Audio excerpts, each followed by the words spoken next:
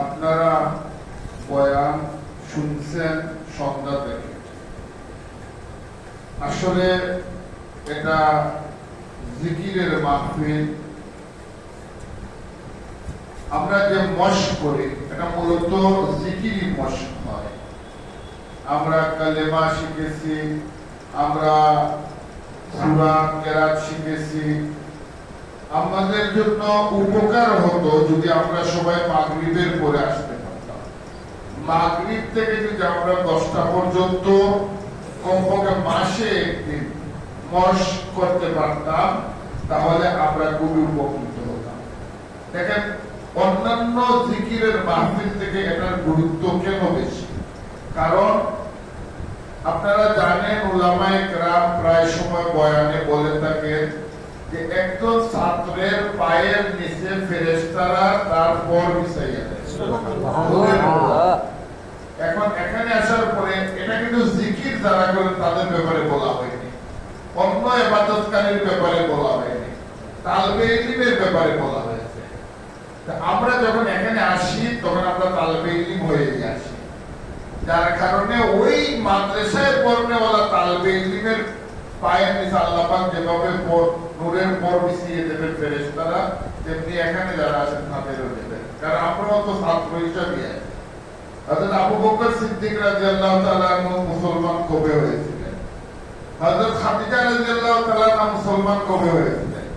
রাসূল সাল্লাল্লাহু আলাইহি ওয়াসাল্লাম যখন শাদী করেন তখন খাদিজার বয়স 40, আর যখন রাসূল সাল্লাল্লাহু আলাইহি ওয়াসাল্লাম দ্বীনের নবুয়তি লাভ করেছেন তখন রাসূল সাল্লাল্লাহু আলাইহি ওয়াসাল্লামের বয়স 40। তখন 25 থেকে 40 এর মধ্যখানে কয় বছর? 15 বছর। তাহলে খাদিজার বয়স কত হইল যখন রাসূল সাল্লাল্লাহু আলাইহি ওয়াসাল্লাম দ্বীনের দাওয়াত দিলেন? 55 বছর। 55 বছরের সময় হযরত খাদিজা রাদিয়াল্লাহু তাআলা ইসলাম ধর্ম গ্রহণ করেন। তা আমরা যদি তখন থেকে তিনি দ্বীন শিক্ষা শুরু করে দেন, তাহলে দ্বীন শিক্ষার জন্য বয়স রাসূল সাল্লাল্লাহু আলাইহি ওয়াসাল্লামের বয়স আর হযরত আবু বকর রাদিয়াল্লাহু তাআলার বয়স প্রায় সেমিলার, একই বয়সে। এইভাবে দেখেন, আমাদের বিচার করতে হবে যে আসলে শিক্ষার কোনো বয়স নেই, শিক্ষার কোনো বয়স না। আমাদের এখানে খুব কাছাকাছি, এখানে ফাটলি না, ওই যে একটা মাদ্রাসা আছে এখানে, 5 লাখ কোয়াদপুর মাদ্রাসার যিনি প্রতিষ্ঠাতা ছিলেন, তিনি কিন্তু প্রায় 25 বছর বয়সে পড়তে গেছেন মাদ্রাসায়। আমাদের নানা সম্পর্কে তিনি আব্দুল সাতার জব, তো উনি 25 বছর বয়সে হাল বাইতেছেন, হঠাৎ তার মাথায় এসে তিনি মাদ্রাসায় পড়বেন, তখন তিনি লেখাপড়া শুরু করছেন। এরপরে তিনি আলিবাজারের পরে কোয়াদপুর মাদ্রাসা, এটা তার দ্বারা প্রতিষ্ঠিত। দেখেন, আল্লাহ পাক ইলম তলব করার জন্য কোনো নির্দিষ্ট বয়স নেই। আপনি যখন সমঝদার হয়েছেন, বুঝেছেন, তখন থেকে আপনি ইলম তলব করবেন। এখন আপনি আলিফ বা পড়তে পড়তে যদি আপনি ইন্তেকাল করেন, তাহলে আপনি তালাবুল ইলম হিসেবে ইন্তেকাল করেছেন এবং আপনি সওয়াবের অংশীদার হবেন। এর জন্য বুজুর্গরা সারা জীবন ছাত্র থাকতে চেষ্টা করেন। বুজুর্গরা সারা জীবন কি থাকতে চেষ্টা করেন? ছাত্র। আমরা চেষ্টা করবো সারা জীবন ছাত্র থাকতে। আমি এখানে যে আয়াত তেলাওয়াত করেছি, কাদ আফলাহা মান যাক্কাহা ওয়া কাদ খাবা মান দাসসাহা, এখানে আল্লাহ পাক বলতেছেন নিশ্চয় সে সফল হয়েছে। এটা আমি গত মাসে বয়ান করেছিলাম, লাস্টে এই আয়াতের কথা বলেছিলাম, কিন্তু এই আয়াতের উপর আর কথা বলিনি, কথা লম্বা হয়ে যাবে। আমি আজকে আলোচনা শুরু করবো এই জায়গা থেকে। কিন্তু এর আগে আমি মাওলানা খালেদ সাহেব এটা বয়ান করছেন, কুনতুম খায়রা উম্মাতিন উখরিজাত লিন-নাস তা'মুরুনা। এটা খায়রে উম্মত বলতে কাদেরকে বোঝানো হয়েছে? খায়রে মুফাসসিররা বলেন খায়রে উম্মত এখানে মূলত সাহাবায়ে কেরামকে বলা হয়েছে উদ্দেশ্য করে। সাহাবায়ে কেরাম রাদিয়াল্লাহু তাআলা আনহুকে উদ্দেশ্য করে বলা হয়েছে, এবং তাদের মতো যারা কাজ করবেন তারা, আর কেউ না, সব মানুষ না, তাদের মতো যারা দ্বীনের দাওয়াত দেবেন, হকের দাওয়াত দিবেন, কাজ করবে, তাদের কথা হযরত আব্দুল্লাহ ইবনে মাসউদ রাদিয়াল্লাহু তাআলা আনহু এবং হযরত আব্দুল্লাহ ইবনে উমর রাদিয়াল্লাহু তাআলা আনহু এই হাদিসের ব্যাখ্যা এই আয়াতের ব্যাখ্যা বলেছেন, যেখানে মূলত সাহাবায়ে কেরামদেরকে ইন্ডিকেট করা হয়েছে, উদ্দেশ্য করা হয়েছে, এবং তাদের মতো যারা কাজ করবেন তাদেরকে বলা হয়েছে। আমরা যারা এখানে এসেছি, আমাদের জন্য অনুসরণীয় হচ্ছে সাহাবায়ে কেরাম, আমাদের জন্য অনুসরণীয় হচ্ছে হযরত সাহাবায়ে কেরাম রাদিয়াল্লাহু তাআলা আনহু। এর জন্য আল্লাহ পাক কুরআন মজিদের অনেক জায়গায়, শুধু কুরআন মজিদে না, ইসলাম পূর্ব যুগে যত কিতাব এসেছে ওই সব কিতাবের মধ্যে সাহাবায়ে কেরামের ফজিলত বর্ণিত হয়েছে। হযরত সাহাবায়ে কেরামের ফজিলত রাসূল সাল্লাল্লাহু আলাইহি ওয়াসাল্লাম যখন আসবে তখন তার সাথে তার হাওয়ারি অর্থাৎ সাহাবী কেমন হবে সেই ফজিলত বর্ণনা করা হয়েছে। তো আমাদের দিন হবে সাহাবায়ে কেরামের দিনের মতো, আমাদের মন গড়া দিন হলে হবে না। এখানে আল্লাহ পাক আমরা যে আয়াত পড়েছি, সফলতা, দুনিয়ায় সফল কারা হয়েছে, দুনিয়ার ইতিহাসে যত মানুষ সফল হয়েছে, তাদের মধ্যে সবচেয়ে আফদল সফলতা অর্জন করেছে আল্লাহর নবী সাল্লাল্লাহু আলাইহি সাল্লামের সাহাবীরা। এমন সফলতা আর কেউ অর্জন করতে পারেনি। তারা কোন জিনিস দ্বারা সফলতা অর্জন করেছিলেন আমরা বিভিন্ন সময় আলোচনা করেছি। সবচেয়ে বড় জিনিস হইল যেটা আল্লাহ বলতেছেন যে তারাই সফল যারা নফসকে পরিশুদ্ধ করেছে, যারা নফসকে, আত্মাকে পরিশুদ্ধ করেছে।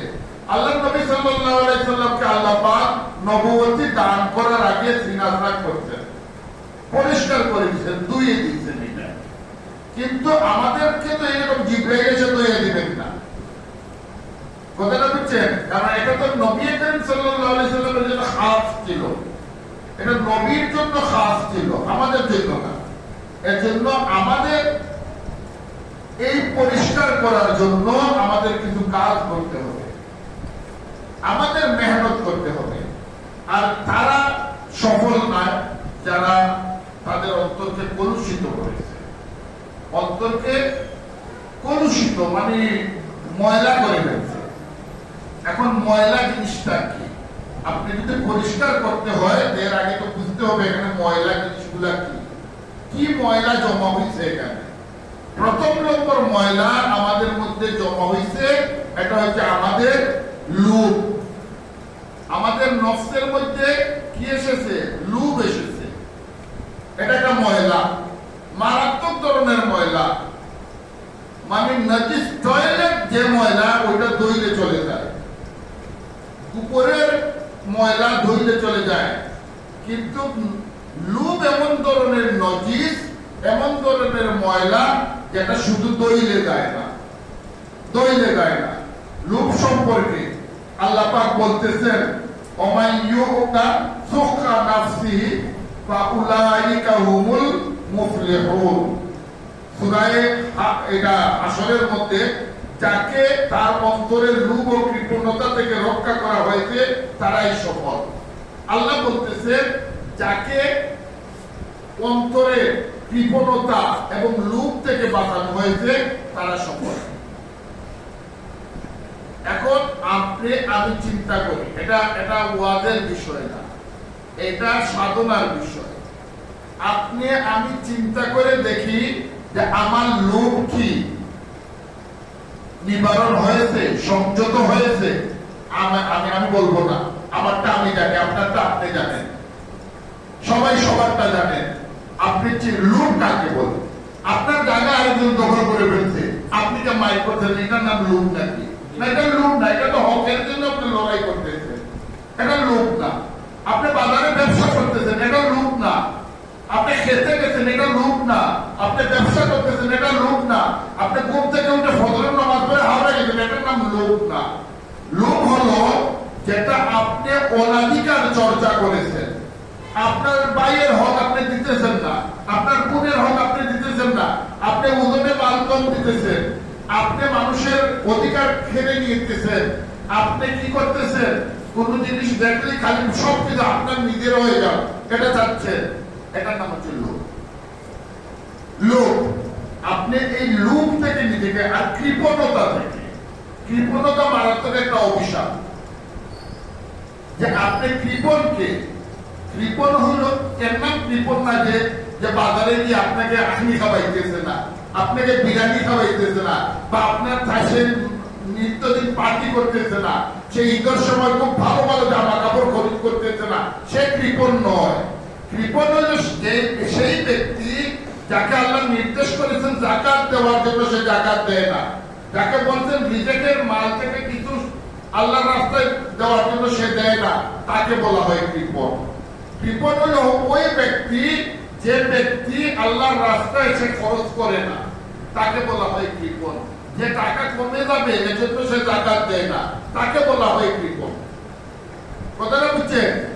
আপনার সম্পত্তি আপনি হেফাজতে রাখছেন, সংরক্ষিত করে রাখেন, গোপনে রাখেন, এটার নাম কৃপণতা নয়। এটা তো আল্লাহ বলছেন হেফাজত করে রাখার জন্য। আপনি অপচয় করেন না, এটার নাম কৃপণতা নয়। অপচয় করেন না, এটার নাম কৃপণতা নয়। হ্যাঁ, আল-মুবাযযিরুনা ইখওয়ানাশ শায়াতিন, অপচয়কারী শয়তানের ভাই। তাতে আপনাকে অপচয়ের হুকুম দেওয়া হয় নাই, অপচয়ের নির্দেশ দেওয়া হয় নাই। আপনি অপচয় করেন না, এটার নাম। কিন্তু আপনাকে আল্লাহ যতটুকু দেওয়ার জন্য বলছেন ইউমিনুনা বিল গায়বি ওয়া ইউকিমুনা সালাতা ওয়া মিম্মা রাযাকনাহুম ইউনফিকুন, তোমার রিজিকের কিছু অংশ আল্লাহর রাস্তায় দান করো। এখন আপনি রিজিকের অংশ আল্লাহর রাস্তায় দান করলেন না, আপনি দান যা পাইলেন ছাড়াই উপরে উঠাইলেন, আপনার উপর যে উসর আছে উসর আদায় করলেন না, আপনার উপর যাকাত আছে আপনি আদায় করলেন না। অনেক কৃষক তো উসর জানেনই না, উসরের মশলা